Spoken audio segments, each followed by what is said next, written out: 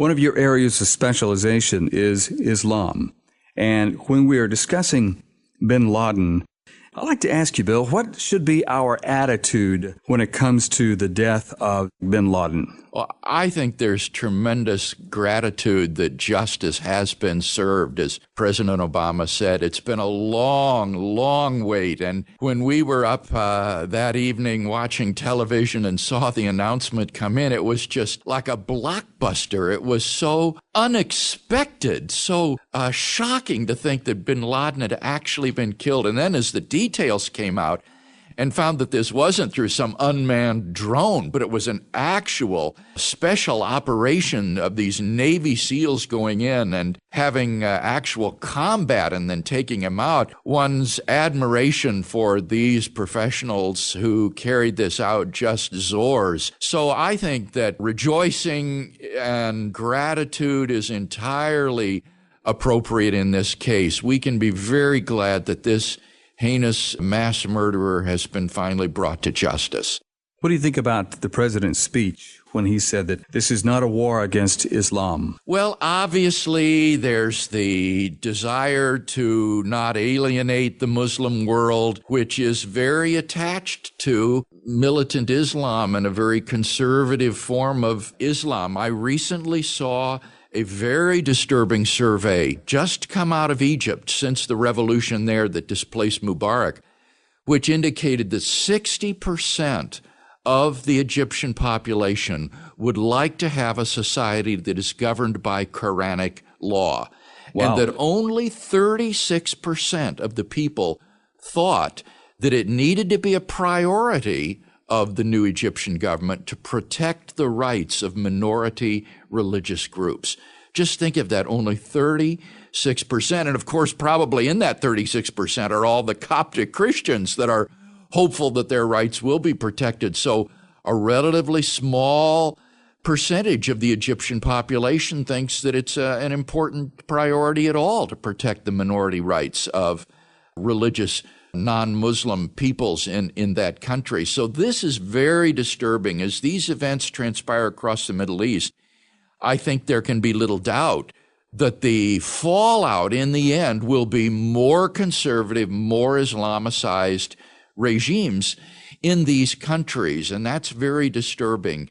So obviously there is an effort on the part of the president and our officials to disassociate the hunting down and killing of Osama bin Laden from Islam.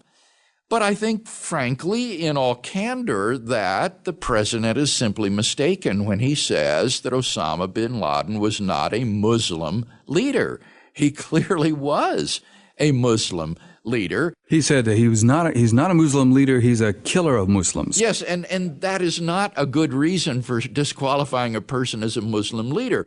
Muslims kill each other all the time. The Shiites and the Sunnis have been at each other's throats for centuries. And so just because someone kills other Muslims doesn't mean that that person is not a Muslim leader. In fact, Kevin, when you read the Quran and it gives these injunctions to carry out violence against pagans and unbelievers and even the people of the book, that is to say Jews and Christians, there are very sharp warnings to fellow Muslims in the pages of the Quran who refuse to participate in jihad and in this violence against the people of the book and the pagans. It says, we are watching you and we will notice whether or not you have been a part and with us in carrying out this holy war. And if you don't, God is watching you and we are watching. And the warning is not very subtle there. So the idea that just because someone kills other Muslims, that person is not a Muslim leader, I think is just clearly mistaken. And bin Laden is or was a leader of a very conservative Islamic sect and one that is very, very popular throughout the Islamic world today. The main thing that people are talking about now is retaliation. Is it mostly Al-Qaeda that we need to worry about here, or has this gutted Well, not Al-Qaeda? just Al-Qaeda. I mean, there are all kinds of other groups. The Taliban, for example, in Afghanistan, though aligned with Al-Qaeda, is a distinct group. And then you've got Hezbollah and Hamas, which have recently joined forces now in Israel. They've reached some sort of accord. All of this is very disquieting, and I think our officials are quite right in saying that in the aftermath of the killing of bin Laden, we need to be doubly on alert. You're talking from our responsibility as citizens, and well, you should. As Christian people, how can we effectively pray, and how can we use this as a tool to reach our Muslim friends for Christ? Well, obviously, we need to continue to pray for our leaders who are bearing the responsibility for protecting American citizens both at home and abroad. But then also, I think we do need to pray for the Muslim world, and especially to support missionaries who are working behind enemy lines, so to speak, in these countries. Jan and I are involved personally in supporting Christian workers in some of these Muslim countries here unnamed for obvious reasons. And I would encourage all of us to be involved in financially supporting and praying for those brave Christians who are working in these countries to try to bring about change. And I can say here too, Kevin, one thing that I am so excited about is the subversive power of the internet to bring down the Islamic curtain that still stands around these countries. I think during this century, we're going to see that curtain fall away because of the subversive power of the internet and Facebook and other social media. And I am so excited that Reasonable Faith is involved in this way. Our podcasts and downloads are being viewed in Muslim countries around the world. We have records come in through our Google Analytics that indicate that people, even in the Gaza Strip, are connecting to Reasonable Faith. And so it's exciting to be a part of this transformation of strengthening the Christian church in these countries, and then also evangelizing Muslims and challenging them with the truth of the gospel of Christ. Bill, one more thing about bin Laden. That is, I noticed that the scripture says that God will bring down evil people. And God also says that he takes no pleasure in the death of the wicked. Yes, ultimately, it is a tragedy, isn't it, that a human being could become so evil and so perverse as to... And able to do this much damage and kill this many people. Oh, so many throughout Not just Americans, the world. but yeah, throughout the world. And to foment a movement that is committed to violence against not soldiers, but civilians and ordinary people. When you hear of the bombings, for example, of these mosques in Muslim countries, you just think, how perverted is this, that they're blowing up people going to mosque?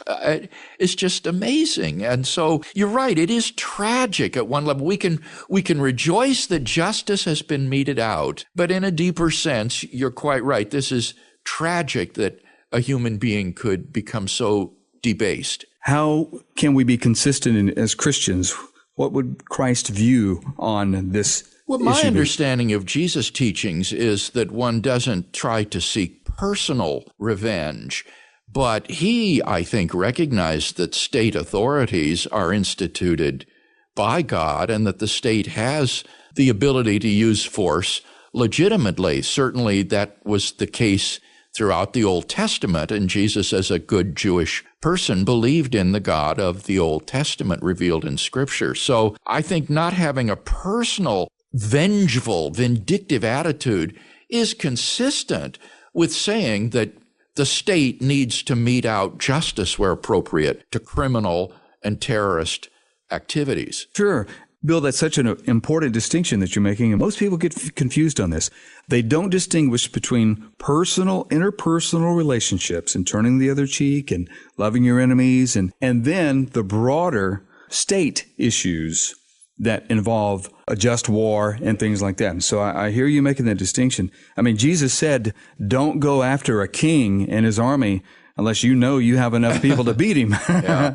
And remember when the Roman soldiers, of all people, Roman soldiers, this oppressive military dictatorship, came to John the Baptist and said, what should we do? John the Baptist said to them, be content with your wages and don't defraud any man, don't do harm to someone. So He told them basically to be good, honest soldiers, interestingly enough.